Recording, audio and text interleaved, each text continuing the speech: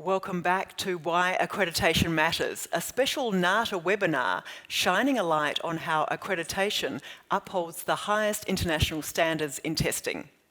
Our next guest understands accreditation assessment from both sides. Tim Esposito is the National Australia Bank's Head of Cyber Forensic Investigations and is also a technical assessor for NATA. He's one of the many who volunteer their time and expertise to NATA's peer review system. Tim, welcome. Thanks for having me. So Tim, you actually started your career 15 years ago in e-crime with the Victorian Police. What sort of methods were you using then to catch out criminals? Yeah, that's right. So I started my digital forensics career working for Victoria Police for just over 5 years. I was always interested in computers, how they worked, very inquisitive in those sorts of areas.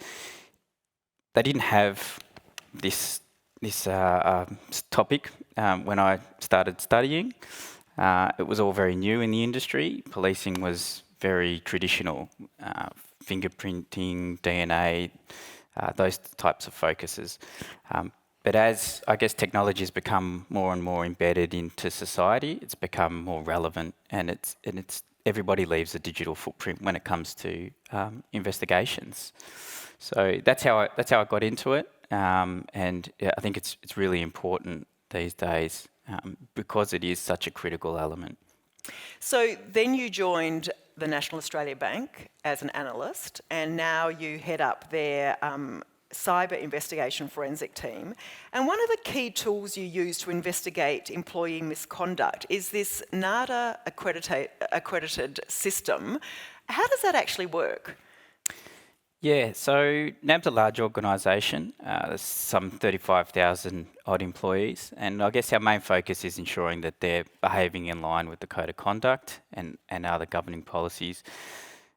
Essentially, my team have the resources and responsibility to assist with internal investigations that have an element of electronic evidence.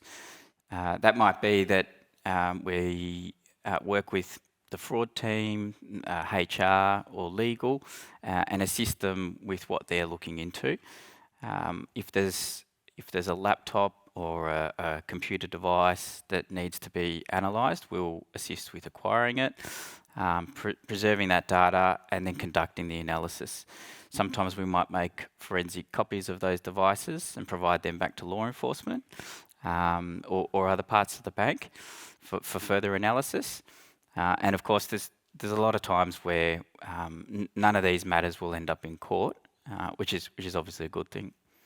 So take us through an example. If an employee is accused of some sort of misconduct, say fraud, you would come in with your team and then you follow this NATA accredited process step by step. Is that right? Yeah, that's right. So the accreditation provides an independent oversight into the processes and the procedures, the framework that we have in place to assist with these types of investigations. It gives you the confidence that we're not just doing what we think is the right thing to do, but we're actually doing what the industry best standards are. And that means that you can rely on the evidence when it comes to its admissibility in court, and have a lot more confidence in that the process that you followed was the right process to make those informed decisions. So it's accredited in terms of the retrieving, the analysing and the preserving of data. Is NATA accredited? That's right. So preservation and analysis of data are the key elements to that accreditation. And that translates to making sure that we identify and collect the right evidence items, as well as interpret the results when it comes to the analysis of those items. Technology's changed a lot since you were first accredited 11 years ago. What are you doing differently now to what you might have done then? Yeah, that's right. So the bank's held the NATA accreditation for 11 years. When I started, they were already accredited, and I think that was a decision made by the Chief Information Security Officer at the time to ensure that the cyber investigation team did have something different that really added a lot of confidence to the investigation process when it came to these types of technology and cyber-related incidents. I think there's been a lot that's changed. I mean, years ago, you'd walk into a crime scene, you'd pull the power on a computer, and you'd walk away with the device to analyse it later. You weren't concerned with encryption running on the device. It wasn't really common at the consumer level. Smartphones didn't exist, for instance. So technology has definitely changed dramatically since first becoming involved in this industry. So how do you make sure that the team stay up to date with all the changes in technology? Yeah, well, it's really critical, and thankfully a lot of the team are technologists at heart, so they enjoy keeping up to date on a personal level with technology. But on top of that, the accreditation also focuses on proficiency of the team.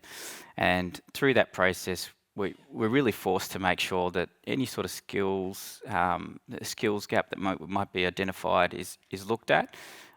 There's internal and external training opportunities that are available. Obviously, over the last few years, due to COVID, we've seen a real increase in webinars and online training that's really taken off. And that's quite advantageous because a lot of these courses might be conducted overseas, and now they're available to you via online delivery. It's those types of things, as well as industry-based conferences, which help keep everybody up to date with it. And that's really critical, because without keeping up to date with technology, you can't be sure that you've checked the right areas for the relevant information. And on top of that, the analysis being relevant. Yeah, so it's not really just about catching out, people behaving badly, is it? It's also using this accredited process helps you update your own system within the bank. Yeah, that's right. One of the main benefits of being an internal investigation team that does follow a globally recognised accreditation is that we have the ability to deal directly with the teams internally within the bank. They're at our fingertips to try and influence and put controls and measures in place. The systemic change it happens a lot, and that's ultimately better for the business and colleagues and customers. So is that why NAB prefer to do this internally rather than outsource this investigation process like a lot of your competitors do? Yeah, definitely. I think working with the teams internally provides better opportunities to improve. You are more vested in having a better outcome for the organisation. And are you surprised that the other major banks in Australia don't have an accredited process like this? The accreditation process is quite time-consuming. We're constantly reviewing the processes and procedures. Especially with the changes in technology, it takes a lot of resources. It takes a lot of funding to maintain. And I think that's probably an element where some of the smaller organisations, they might not have the people or the funding to try and support that. And I think that's probably why we don't see it as frequently as we do. Is it important for it to be internationally recognised? Yeah, definitely is. National Australia Bank operate internationally.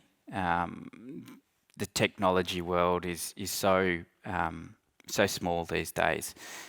We're not just talking about data being stored on your device. It's stored in clouds. And that can be globally reaching. So what we quite often see is changes being made overseas first before they spread down into Australia. And by being, I guess, on that front foot and having that accreditation recognised globally puts us in a better position when things do change here. There's nowhere to hide these days. Yeah.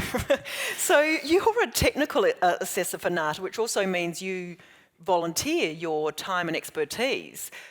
Why do you do it? So I volunteer my time. doing technical assessments of other electronic evidence labs throughout Australia. I think it's a good way to keep up to date with the industry and have some really good conversations with my peers in the industry. It's not just a matter of trying to find something wrong or overcomplicate processes. It's really making sure that we are doing the right thing, that we are interpreting results correctly, and gives you confidence that the processes that we have in place are the right processes to have in place as well. So I'd love you to tell us about the time when you used this NATA accredited process to help your old mates out at Victoria Police with catching some criminals who were doing some dodgy things with ATMs. Yeah, so it wasn't long after I left Victoria Police and started at National Australia Bank. We became involved with assisting the police with essentially there was a criminal syndicate operating in Melbourne and Sydney CBDs. They were putting ATM skimming devices on a lot of not just National Australia Bank ATMs, but other banks' ATMs in the city. We decided to assist the police with their investigation for a ATM skimming device found on a NAB ATM. Because we had an accredited facility, they were comfortable that the processes that we were going to take and that the evidentiary component to that would be admissible to court. They were happy to allow us to assist. We pulled some footage from the ATMs, analysed the skimming devices, and provided that back to police as evidence. Ultimately led to conviction of the criminals, which is really testament to the whole process working out. Well done, good result. Thank you so much, Tim. Is there anything you wanted to add? Thank you. No, I guess basically, we are sort of the hidden element behind the scenes that are working on a lot of these major matters at National Australia Bank, and you can be confident that we're following a globally accredited process. Fantastic. Thank you so much for your time, Tim. Thank you.